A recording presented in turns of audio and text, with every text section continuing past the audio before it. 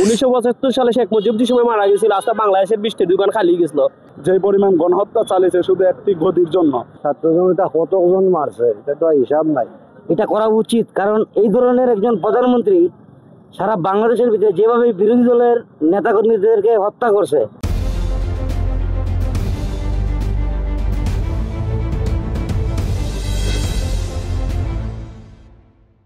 গতকালকে যে রায়টি হয়েছে স্বৈরাচার খুনি হাসিনার, এই রায়তে আমরা সন্তুষ্ট, তবে পুরোপুরি সন্তুষ্ট না। যতদিন পর্যন্ত ওনার ফাঁসি কার্যকর পূর্ণাঙ্গ না হবে ততদিন মধ্যে আমরা সন্তুষ্ট না হওয়ার কারণ হলো যে 7 বছর উনি যে গুম হত্যা করেছে সাধারণ মানুষকে বা আমার মতো সাধারণ মানুষকে একাধিক মিথ্যা মামলা দিয়ে জেলেছে, এবং জুলাই আন্দোলনে উনি যে পরিমাণ গণহত্যা চালিয়েছে শুধু একটি গদির জন্য।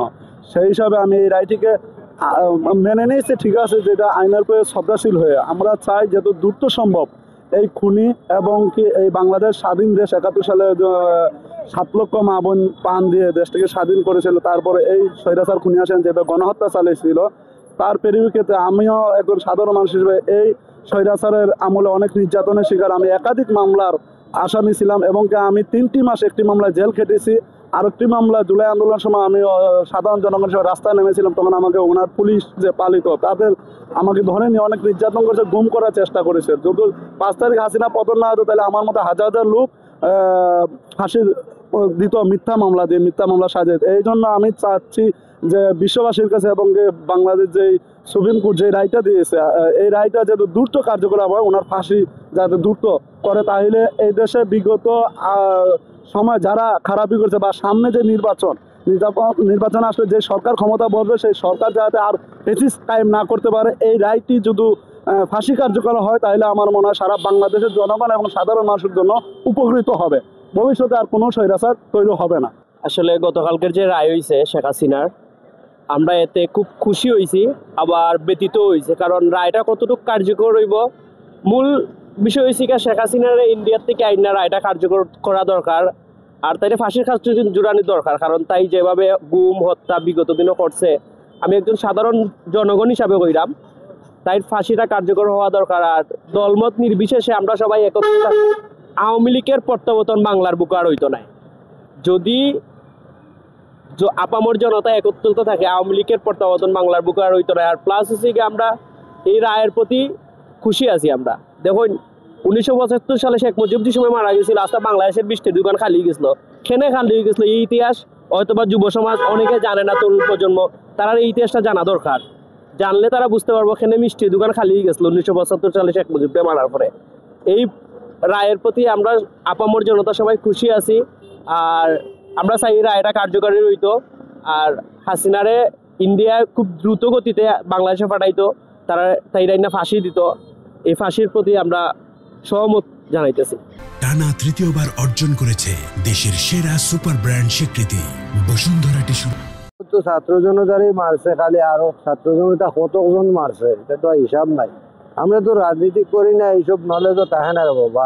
একটা দেখি মোবাইল খুললে এই বিষয়, তো বিষয়গুলা এগুলা যেটা বেচারি করছে, যে যেটুকু করছে তার শাস্তি পাইবে। তাই অপরাধ করছেন, তাই অপরাধের শাস্তি পাইছে। জুলাই 5 আগস্ট যে গণহত্যা হয়েছে ওনার অর্ডারে এবং আরও স্বরাষ্ট্রমন্ত্রী 2 জন ওনারাই এই নির্দেশে এই গণহত্যা হয়েছে জুলাই 17 থেকে, এবং যে কার্যকর ফাঁসি রায় হয়েছে শেখ হাসিনা এবং স্বরাষ্ট্রমন্ত্রী ওদের আমি দ্রুত গতিতে চাই যে এইটার বিচার কার্যকর হয়ে ওরা ফাঁসি রায় আবার পুনরায় যেন বহাল থাকে।